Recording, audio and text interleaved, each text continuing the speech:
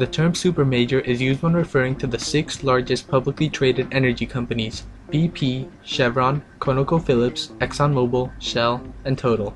Of these six supermajors, ExxonMobil boasts being the largest international oil and gas company, with over an annual revenue of $404 billion and a net income of $40 billion. Being a descendant of the Rockefeller Standard Oil Company established in 1870, ExxonMobil has had a long history. If you trace back the formation of the company, you will find that it has had a total of 34 different logos. Starting from the Rockefeller Standard Oil Company, the logo has evolved to the Imperial Oil Company, Aladdin Standard Oil Company, This Weird Eagle Thing, Soconee Motor Gasoline, Standard Oil Company, Louisiana, Standard Polarine Motor Oil Gasoline, Pegasus, Tiger Benson, Humble Oils, Mobil Oil, Standard, Esso, Magnolia Gasoline, Standard again, General Gasoline, Mobil Oil again, Pegasus again, Standbach, Esso once more, Some Weird Lemonhead, a repeat of the Magnolia Gasoline and General Gasoline, Gilmore Red Lion, E. Oklahoma, Carter Pate, Humble, Mobil, Superior Oil, and finally ExxonMobil. Despite ExxonMobil's financial success, it has been greatly criticized for its far from perfect environmental record. Like any large corporation interested in money, ExxonMobil, and the oil industry in general, believe in the principles of free enterprise with limited government interference. It has been accused of endorsing organizations that publicly doubt the existence of global climate change, such as the Heartland Institute, the Competitive Enterprise Institute, and Congress.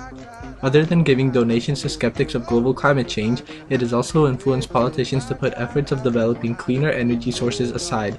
Since 1989, the oil industry has donated over $180 million to political candidates.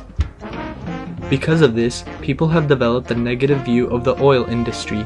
Sites such as exposeexxon.com have popped up with article titles like "Oil Money Makes Messy Politics" and disapproving statements like "ExxonMobil is taking our nation backward on energy policy and keeping you addicted to oil." Many songs and political cartoons have also been created to critique this supposedly greedy industry. The globe is slowly warming, real scientists all know, but ExxonMobil's here to claim it really isn't so. They pay for puppet scientists to dance on a string and contradict the obvious so no one does a thing. So raise your glass to ExxonMobil, drink some more, refill your cup, have some more, there's always plenty, drain it dry out, bottoms up, toast the earth with ExxonMobil, run the tap till closing time, let those others tilt that windmills, rise the tiger, you'll be fine. Beyond the frozen Yukon, the polar bears are scared, the caribou are nervous, the seals feel ill-prepared. ExxonMobil's come to drill the Arctic refuge, trashing wildlife, oh who cares, profits will be huge. So raise your glass to ExxonMobil, everybody's friends indeed, nice to know they're thinking global, twisting science to serve their greed. Toast the earth with ExxonMobil, just ignore the burning smell, sweltering is second nature when the world gets hot as hell. Match in the gas tank, boom boom. Oil industries have also been criticized for their dangerous oil spills. In 1989, the oil tanker Exxon Valdez struck a reef in Alaska which caused about 11 million gallons of oil to spill into the Prince William Sound. Although this spill was not one of the largest in volumes, its remoteness caused it to become one of the most devastating human-caused environmental disasters of all time. Exxon's response was extremely slow, allowing the oil to spread and causing it to collect on many rocky coves. Studies suggest that its long-term effects are still visible with declining populations of many animals. However, ExxonMobil still states that the fraction of oil left will not cause any long-term ecological impact. The court cases that followed placed heavy fines on ExxonMobil. On top of the $2 billion used to clean up the oil spill, they were given a fine of $287 million for actual damages and a fine of $2.5 billion for punitive damages. However, this was a small amount to pay when compared to ExxonMobil's current revenue of $400 billion. A major change that came about after the oil spill was the passing of the Oil Pollution Act of 1990. This required companies to come up with a detailed containment and cleanup plan for future oil spills, and also denied ships guilty of previous spills access to the Prince William Sound. Another major oil spill was caused by the British company BP. In April 2010, an explosion in the Deepwater Horizon caused oil to gush out of the drilling area. About 200 gallons of oil spilled into the Gulf of Mexico, causing one of the worst environmental disasters in U.S. history. After this incident, many people started expressing their disapproval of BP. It's bad enough that I have to fill my car up with gas in the first place. One thing I'm not going to do is get my gas from BP. I'm almost out of you guys. I gotta get some gas. Oh shit, that's a BP, don't go there.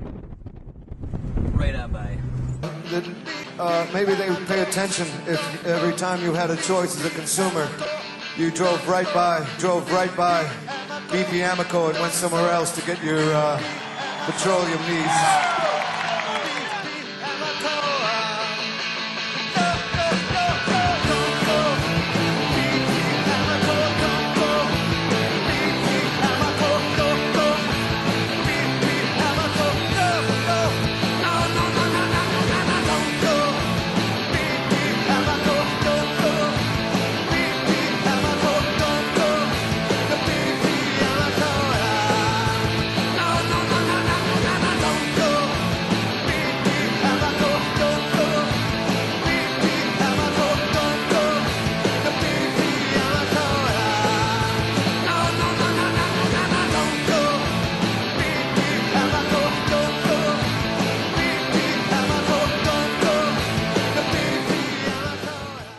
Despite the oil industry's poor environmental record, it is still true that they provide us with a lot of the energy we use, and they have tried to regain support of the people.